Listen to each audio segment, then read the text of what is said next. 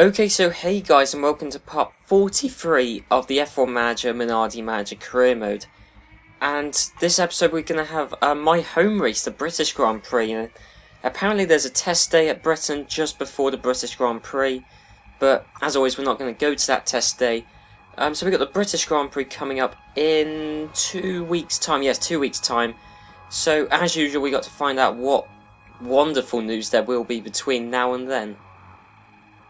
Right, and straight off the bat we've got two new bits of news. Prost confirms Nick Heidfeld as driver 1. Yes, so finally we'll see Nick Heidfeld as a race driver. So he's going to be Prost driver number 1 next year. And Nick Heidfeld, he's been moving around the test driver roles for a long time, but finally he's going to be a race driver. So that's good to see. Nick Heidfeld's going to kick off his racing career. Well, his Formula 1 racing career, you know what I mean.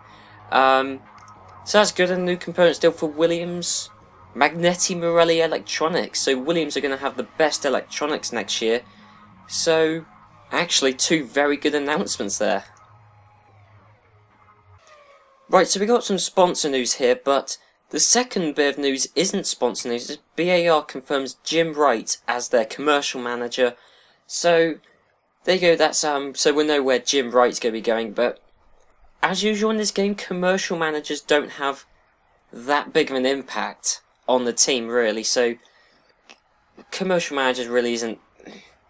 It's almost a pointless announcement, really. But, regardless, BAR will have Jim Wright as their commercial manager next year.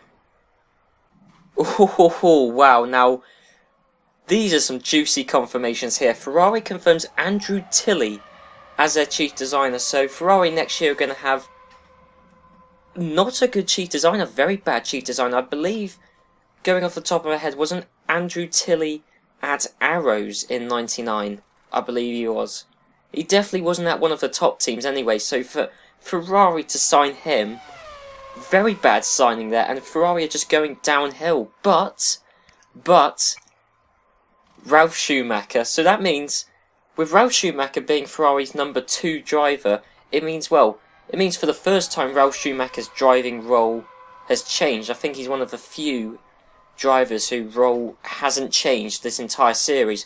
It will do next season because Ferrari have decided to have an all Schumacher driver lineup. That would be interesting actually, to have Michael and Ralf, the brother rivalry, in the same team. That could be very interesting to watch out for there. Right, okay, now this is another mildly interesting announcement. Sure, it's a commercial manager, and as I just said, commercial managers aren't that important in this game, but Williams are getting Ian Phillips as a commercial manager. Again, going off the top of my head, I believe Ian Phillips was at Jordan in '99, so a very good commercial manager for Williams there. And so, well, there you go. I mean, that's a positive agreement for Williams there. And we've also got rumours that Eddie Irvine may be sticking with McLaren, even though Eddie Irvine this season has been very, very poor. Jacques Villeneuve has occasionally had some good results. Eddie Irvine has been absolutely nowhere this season, so why McLaren would want to retain him is beyond me. Right, so we got some more confirmations. A statement from Prost. Okay, so they're getting Hervé Bodinier. This is one of the few names I never know how to pronounce. Is it Hervé Bodinier? That'd be my guess. As their commercial manager, lots of commercial managers being announced in this episode. But yeah, he's their new commercial manager for Prost, so there you go. And also, more interesting announcement, Jordan confirms Jean Alesi as their driver too. So, Jean Alesi, wow, his career, since this series, anyway, since we started this series, obviously in the '99 season, wow, his career has been very interesting. And going to Jordan, I don't know where Jordan's future is going to be next year. Obviously, this year they've got a Rory Bren chassis. Next year they won't, so I don't know how good of a team this will be for Jean Alesi to go to. But as we've seen this series, Jean Alesi has done very well in that Arrows, so Jordan have certainly got a decent driver there. Right, so we have also got some emails from Mark Wingrove and Domenico Frascini. saying us that the last and best model of AP brakes and Magneti Marelli electronics have been sent in. So we got the best electronics and brakes in the game thanks to those suppliers. So this is why we had good suppliers. I mean, look, we got the best electronics and brakes on the car. And have Mercedes sent us their best engine yet? Yes, they have. So actually, once we fit on the new Magneti Marelli electronics and the new AP brakes, we're going to have the best car in terms of supplied parts. And, well, actually, we'll probably have the best car full stop, because we've got the second best in terms of research chief designer for new aero parts, the best suppliers, and the best chassis. So quite frankly, we'll probably have the best car that's possible to have in this game. Okay, so Stefano Sarrazin, or Stefan... it is Stefan Sarrazin, isn't it? But Stefan Sarrazin is rumoured to be staying at Benetton. Sarrazin's performance this season has been... It's been okay. I don't think he's done anything stand out. He has been on par with his teammates, so I think Sarrazin's proved himself worthy to keep the seat, but could Benetton get someone better? I'm sure they could, but it definitely wouldn't be a bad signing to keep him on, because he's proved himself so far this season. Right, so Neil Oatley, just as I was praising how good our car is, he's designed a new model of suspension and side pods, so we're going to have to get on to making them now. Right, there we go, trying to work out which menu it was. So we have to get on to making them now, so a car... Actually, I don't think these new parts will be manufactured in time. No, but it's going to make the car even quicker, and actually, hopefully... Side pods, wasn't it? Yeah.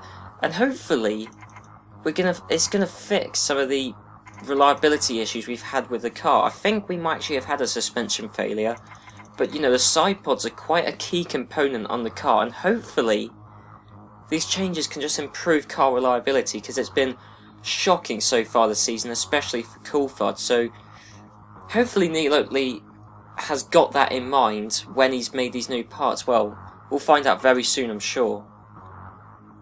So to add more fuel to the mystery of where Sarrazin is going next year, he's rumoured to be going to Williams. Now, I don't think Sarrazin has done that good of a job to go to Williams, you know, the mighty Williams team, but Sarrazin has done well, as I've already said, and we know Williams, they're not too fussed about their other driver. I mean, you know, they've had Takaki at one point, who really didn't do anything amazing when he was there, and they got, actually, they got rid of Ralf Schumacher, haven't they?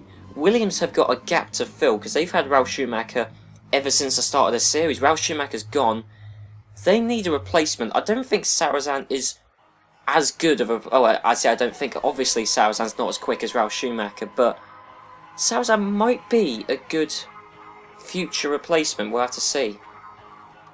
Okay, so we got some more news, and Benetton confirms Gabriele Tredozzi as their chief designer, and obviously Gabriele Tredozzi was our original chief designer, and obviously I know I haven't announced any of the drivers or personnel or anything for next year. I know I haven't announced that at all for next year, but there may have been some of you who are wondering whether I was going to get back Gabriele Tredozzi. I'm not, obviously, as you can see, he's going to Benetton, but Tredozzi's chassis, as we saw in 99 and in 2000, his chassis was rubbish. It was really bad. I mean, I think it's the... Well, Gabriele Tredozzi's the second worst designer in the game, in terms of chassis development, the second worst designer apart from the EA employees. So, as much as I like the guy, he's not a great designer, and so Benetton could really be going downhill. Maybe a good thing, actually, that Sarrazin's trying to leave. Okay, so that's all the news, and again another episode with lots of news, but in the mid-season we always get tons and tons of news and speculations, and as I just said, I know I haven't announced any of my contracts next year yet. I know I haven't announced them at all, but I will have to start doing that soon. I will start doing that in the coming races, probably in the next couple of episodes. I reckon I'll announce one. Actually, I will announce something in the next episode. I don't know what I'll announce, actually. Maybe my drivers, maybe my chief designer, technical director, I don't know, but I'll announce something at the start of the next episode. I've agreed everything apart from my engine supply for next year, which I'll get into later on in this video. But anyway, the British Grand Prix, my home race, Coulthard's home race, Neil Oatley's home race, Ross Brawn's home race. Who else have we got on the team? Neil Oatley. Oh no, Stefano Domenicali, of course, it's not his home race. And it's our brake supplier's home race. So actually, our team, despite obviously being based in Italy and being very Italian at core, since I've taken them over, is very British and obviously now owned by Paul Stoddart, the Australian, but it's still, I've added quite a bit of British influence, and I hope we can have a good British race. This track hasn't been too great for us over the years, but hopefully, third time around we can have a great British race just for my sake and for the home crowd, especially if Coulthard wins rather than Hakkinen, but we'll also have to see how the British Grand Prix goes.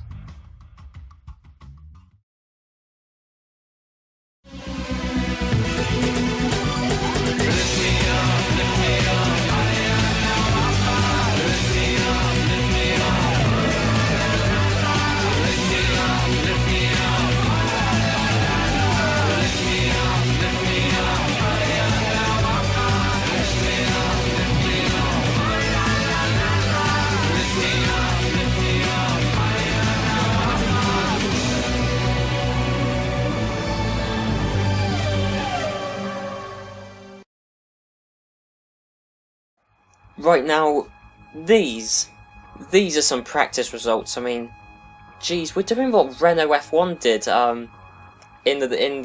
during their heyday in the noughties, 2005, 2006.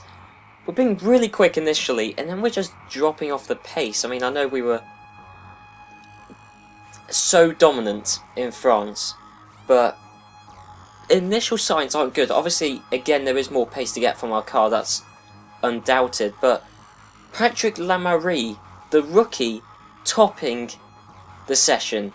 I know, obviously it's only practice, but that's insane. And actually, someone did comment in the previous episode, I believe their YouTube name was Dingo Dom. I mean, what a name, Dingo Dom. But he did point out, actually, because I've mentioned in the past few episodes that Patrick Lamarie is a young, potential superstar for the future, rookie in Formula 1. And they point out to me that Lamarie isn't young, he's born in 1968, so I've had this image in my head of Lamarie, because he's a rookie, I created this image in my head that Lamarie is a young driver, definitely not, but, he's doing well for an old guard and a rookie in the sport. Nonetheless, he's still a rookie. Top in the practice session, that's very good. Eddie Irvine for the home crowd. I mean, I know Irvine's Irish, but I don't think the home crowd will mind too much, especially as he's in the McLaren.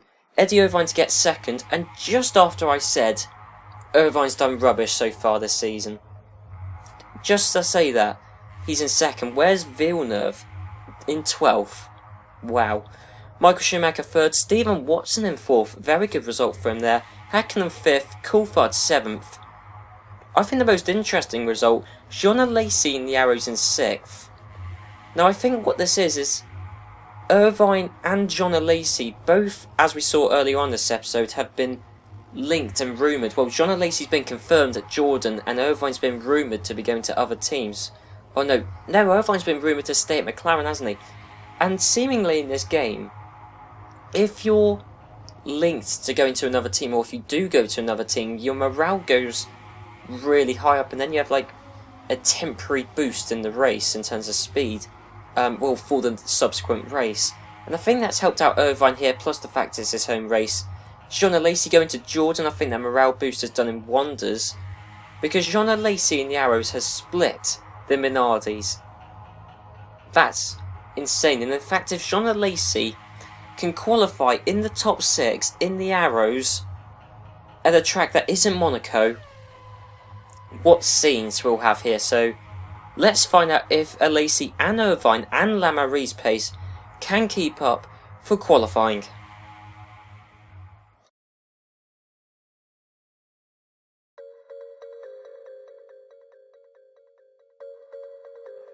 Okay, so qualifying has ended at the British Grand Prix here for the 2001 season, and there's some very interesting scenes involving the Sauber team which we'll get into come the end of the qualifying report, but working from the top down, let's go through the results. Mika Häkkinen tops the timesheet for Minardi Mercedes, and despite looking initially not as competitive as Minardi have done in previous races, Häkkinen improved several seconds on his practice pace to line up in pole position. Häkkinen's rival from the 99 and 98 season, Michael Schumacher, is in second place, splitting the two Minardis, as David Coulthard lines up in third place, setting a lap time only 0.3 of a second slower than Michael Schumacher. Patrick Lamarie, who topped the practice session, could only manage 4th in qualifying, but is still an amazing result for BAR and is as high up as BAR could realistically expect to finish. Eddie Irvine, despite having a very poor first half of the 2001 season, has completely turned it around at his home race to qualify in 5th, and that's despite the McLaren having obvious power issues with them only using a Ford Zetec engine, and Eddie Irvine is even able to beat Jacques Villeneuve by quite a margin. Finally, Jarno Trulli in the Jordan lines up in 6th place to add yet another Irish influence into the top 6 through the Irish Jordan team. Stephen Watson is in 7th for the Williams, with Jean Alesi a highly impressive 8th in the Arrows, which is sublime.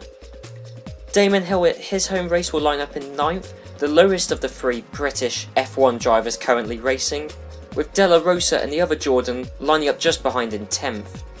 It's a bad day for Fisichella, as despite being in the very competitive BAR car, qualified only in 11th with Heinz Frenzen's dreadful season despite being in the very quick Ferrari car. His very poor season carries on as he's in 12th.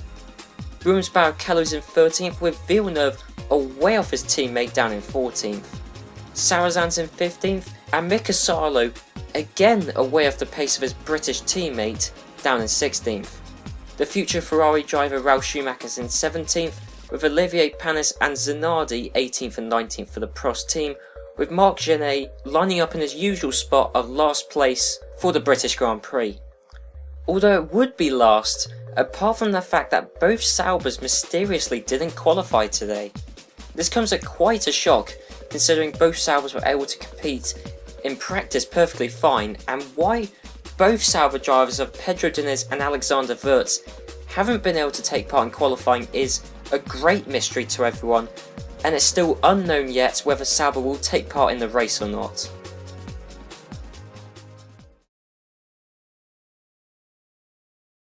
Okay, so here we are on the race strategy screen. As you can see here, a 2-stop strategy, and Silverstone, a low fuel use circuit. I don't quite understand why. Maybe it's because the track is so it's such a flowing track and pretty much always at high speeds. Maybe it's because of that, I guess. A lack of slowing down, and obviously slowing down and then accelerating hard again, especially in lower gears, you know, is going to increase your fuel consumption. But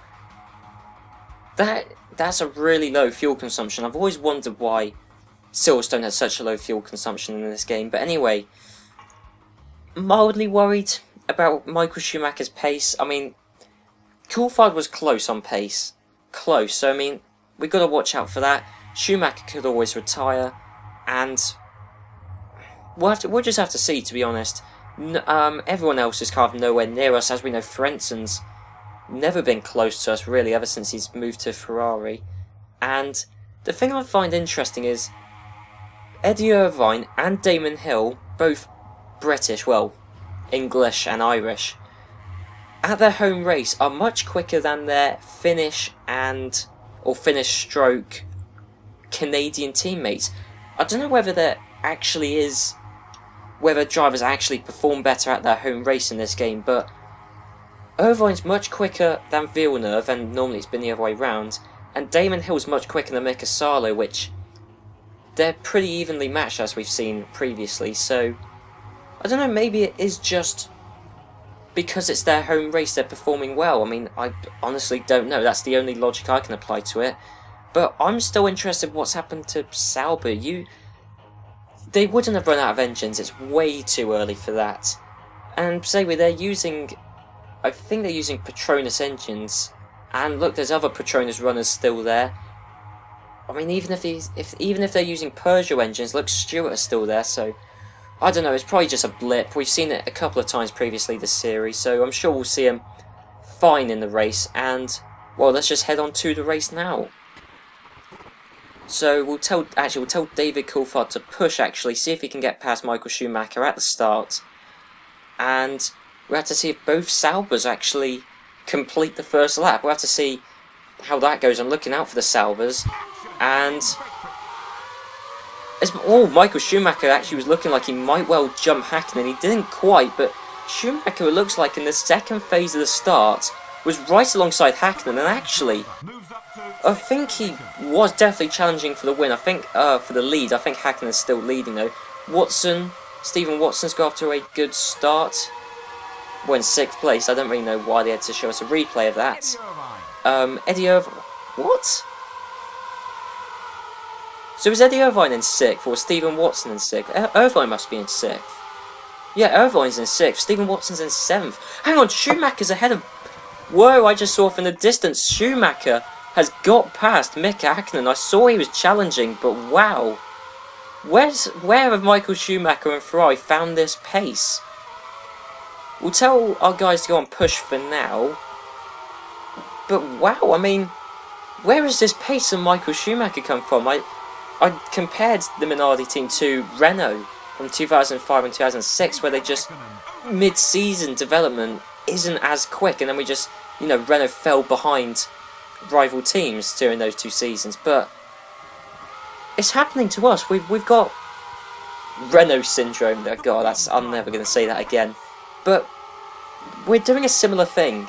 It's quite worrying, but we have got such a massive lead in the Constructors' Championship, because even if Schumacher wins this race, we're bound to get 2nd and 3rd, and then Ferrari, it's impossible for them to outscore us in the Constructors' Championship, unless Frentzen gets into the points, which is unlikely judging by how poorly he's done this season. Jan Trulli is actually, looks like he's holding up Irvine, and in fact Pedro Diniz is in 20th, so Diniz has got past Genet. Wirtz is in last, but it says they're both running, so both Saubers are running, and there's Jean Alesi in 8th. This is going to be one of the big stories. Jean Alesi in the Arrows, that's genuine pace. Look, we're seeing genuine pace on the Arrows. Okay, not anymore. We were seeing genuine pace on the Arrows, and as much as I like Marc Genet, not the quickest driver. I know he did show bursts of pace for us in 99, but Minardi was a different kettle of fish back in 99 compared to 2001. I mean, even Arrows are actually fairly competitive compared to the likes of Prost and Sauber, so Genet really should be doing something. I mean, look, Jean Alesi blistering. Who is worryingly blistering is Schumacher. I mean, Hakkinen's got past. Coulthard is staying behind him. We'll time to push a few more laps. Okay, I mean, if Coulthard can... Oh no, Coulthard has just got past Schumacher, okay. I'm just thinking, if Coulthard can stay behind Michael Schumacher, that's fine. I mean, ideally I would like Coulthard to get 2nd, but if he gets 3rd, finishes right behind Schumacher, that'll be fine. Of course, now we're told both our drivers are going to hold position. Schumacher's catching up. This is going to be a game of not cat and mouse, but leapfrog. I mean, Schumacher's going to get past us when we tell our drivers to hold position, but we can't go on push or risk everything for the entire race, because we're bound to have a driver error, just like has happened to Pedro Diniz and Stephen Watson. So that's unlucky for both of those guys there. What's happened to Michael Schumacher? Okay, I think he just went to the pits. Okay, because it said we were ahead of him, and in fact, he's pulling out a big lead on Hakkinen, 10-second lead. Although that gap's stabilising, 10.4, 10.5. Okay, 10.3. They're pretty nip and tuck on pace, as we saw, in real life when they were battling with each other. They're pretty nip and tuck on pace, and you could argue Schumacher was slightly quicker. And in fact, Hakkinen's just caught up several seconds then. He just caught up 10 seconds in the space of a few laps, although now he's losing several seconds again. I don't understand this game. He just caught up 10 seconds and now he's pretty much lost that 10 seconds he made up again. I mean, come the last 5-6 laps around then, I will tell both of our drivers to go on to push. Well, I mean, Coulthard, there's not really much point, is there? But Hakkinen certainly. Hopefully Schumacher can retire. I mean, Marc Genet's out of a driver error. Lamourie is out of a driver error. Schumacher is calculating where he is. Well, first. I mean, I don't think that's difficult. It's not that difficult to do, is it? We're going to hope Schumacher retires. He has retired a few times this season, but then again, so have Coulthard and Hakkinen, so we haven't exactly got reliability on our side. Well, we haven't got any more reliability than Ferrari do. In fact, actually, Ferrari's pace... Okay, now Hakkinen's got past. I mean, we're not pitting again, but surely Ferrari can't be. It's way too late in the race to be pitting again.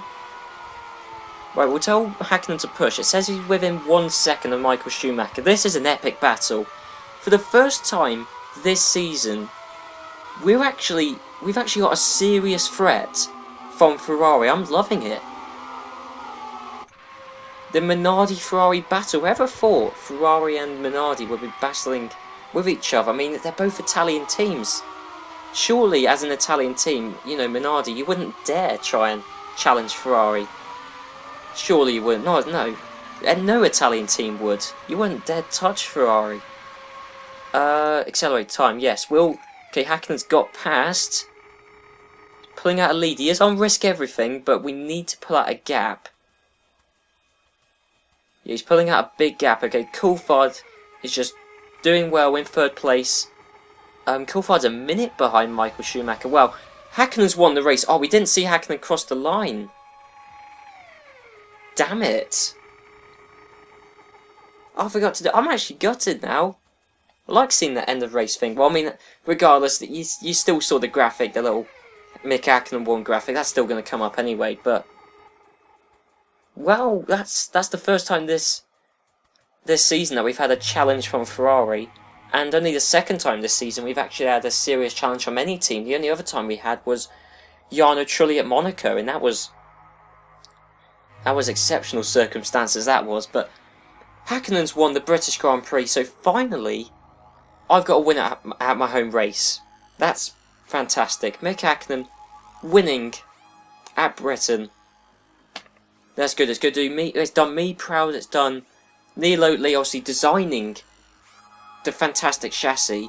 But also, actually, both cars finished. David Coulthard in third. Sure, he's behind Schumacher, way behind Schumacher, but David Coulthard in third place.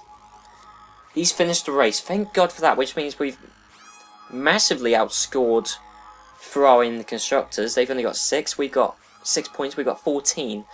Because Frentzen, where did Frentzen finish? A bargeball failure. Well, 2 laps before the end, they had a bargeball failure. That tells you everything you need to know about the Ferrari team right there. But yeah, Coulthard finishing as well as Hakkinen, which means Neil Oatley, maybe it's the new barge boards. No, not barge boards. Maybe it's the new side pods and suspension which have given us that reliability. Maybe it was an issue with one of those components that enabled, you know, our reliability to improve. Maybe they were the weak link. I don't know, but it's good to see nonetheless. What's also good to see is Eddie Irvine proving himself to be a quick driver, which we've seen rarely this entire series. But Eddie Irvine finishing 4th, best of the rest behind the Minardis and Michael Schumacher. Eddie Irvine in 4th, done amazingly well, and Jordan with a double points finish. Jarno Trulli 5th, so maybe Trulli isn't a bad driver. We thought he was mediocre, then we thought he was amazing, then we thought, maybe he's good, because that's a second good finish he's had this series. You know, Jarno Trulli 5th, and Della Rosa 6th, so actually it's been a good day for the Irish, actually. Well, there you go. Damon Hill at his home race just missing out on a points finish. In fact, Salo was close to him in pace in the end, but Stewart, Jordan and Irvine have overtaken BAR on pace. BAR were like the third best team.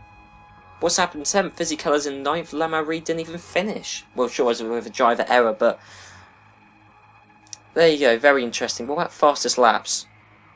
Look, Hackney and Coulthard were clearly the 2 quickest guys out there. Stephen Watson, the 4th quickest, interestingly. I mean, Eddie Irvine was only the 8th quickest guy, but was able to finish 4th. I mean, that's their fastest lap set. That's not consistent pace, that's fastest lap. And in fact, Genet's fastest lap was miles quicker than Olivier Panis' fastest lap. And what about Jean Alesi, 12th fastest lap? So, Jean Alesi in that Arrows has got some genuine pace to be the 12th fastest that race. And where did he finish in the end? Oh, of course, he had a driver error. That's gutting for Alesi. But it's gutting for Frentzen as well. It's gutting for Magneti. I mean, what can I say? What about Wirtz in the Sauber? 12th. Okay. I just want to see where Sauber finished just because they had such a weird qualifying. It seemed to just disappear off the face of the earth. Didn't even do an outlap, so I thought it was very strange. But yeah, there you go. I'm just waiting for the screen to come up saying that Minardi have won at Breton, which obviously is good for me. Obviously, it's my home race, and I'm glad I've actually won my home race finally this series. So there you go, Minardi win at Great Britain, Silverstone. It was ahead of Michael Schumacher. Sure, Schumacher did still finish 2nd, but we still outscored Ferrari and the Constructors massively. And as much as I would like David to win the Drivers' Championship, that just isn't going to happen. It was never going to happen. I don't know whether it's, because I always support the British F1 drivers in F1. In real life F1, I always support the British drivers. So maybe if I wanted Coulthard to win, I should have paired him up with a slower driver. But why would I do that? You got to think about the team. I'm not just thinking personally. You got to think about the benefit of the team. And Hakkinen is the best driver out there, apart from Michael Schumacher. But that's dominance in the Drivers' Championship. I mean, Schumacher's pace hasn't been there consistently, but also he's had a few retirements this season, and he's on 29 points, while Mika Hakkinen is on 70. That's phenomenal. David Coulthard, 3rd obviously in the Drivers' Championship. He's done very well considering the lack of reliability he's had. And Jacques Villeneuve at the moment, best of the rest, in terms of drivers in the Drivers' standings. But then again, that is being highly contested by Fisichella and Trulli and Magneti. But you would expect Fisichella or Magneti to get that because they're in a BAR. Constructors. That's some interesting reading right there. I mean, 90 points Minardi have compared to Ferrari's 29. But that's pretty much only because Frentzen, how many points has he scored? About 3? Where is it? Frentzen hasn't scored any points. I thought he scored at least some. I mean, then again, Frentzen this season has probably had the worst reliability of anyone. Honestly, I cannot begin to describe how frustrated Frentzen must be. To be at the 2nd best team, and this season, and the legendary Ferrari, and to not even have a chance of scoring any points because you retire from most of them, quite often with a car failure. That's gutting. But then again, I mean, at the end of the day, Frentzen gets the last laugh because Ferrari aren't going to win the Constructors' Championship. So, I mean, they might not even get 2nd. BAR or McLaren or Jordan could all overtake him. I mean, to be honest, it's within the realms of possibility that Arrows or Prost could. I mean, Arrows and Prost are still only 29 points behind Ferrari, so there you go. But anyway, next race is the Austrian Grand Prix at the A1 ring, and I'm going to announce, probably, I'd say, my chief designer, maybe. I'm not going to announce my drivers, but I'm going to announce my personnel at that race. Maybe my designer, maybe multiple ones, I don't know. But I'm going to announce something at the start of the next episode, so you can look forward to that. Now, the only contract I haven't negotiated yet is the engine supplier. Now, do I stick with Mercedes despite Paul Stoddart? He, doesn't want to spend that much money. I could get Mugen Hondas some people have already pointed out, very good alternative, Mugen Hondas, especially as no one's using them. Or do I go, Ford Cosworth, third best engine you can buy? Do I go for Ford Cosworth? I mean, no one in this entire series has used Ford Cosworth. And obviously it's still an upgrade from where we started in '99 with Ford Zetec engines. So be sure to leave in the comments what engine you think I should get, because I'm really at a loss, to be honest. But so be sure to do that, and just speculate about who you reckon I've got for the 2002 season, because I'm going to announce part of it in the next episode. So be sure to do all of that, and I'll see you guys for the Austrian Grand Prix. Grand Prix that's been quite kind to us previously, but we'll have to see how it goes next time. So I'll see you then.